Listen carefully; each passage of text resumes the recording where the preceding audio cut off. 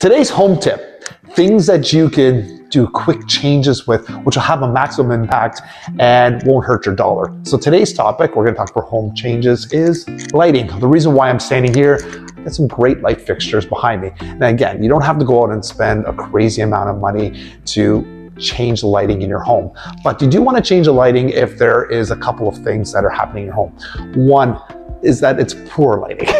A lot of people coming in, they don't like coming in and seeing houses look too dark and too dingy. It's just, you might have an amazing home, but the lights, if it doesn't show light, believe it or not, it turns people off. The second thing is, you also don't want to have just builder gray, those little $25 dome lights. And again, it gives the wrong impression. You spent hopefully so much money cleaning this property, doing nice videos and pictures, and then you walk in and have like these only $25 fixtures.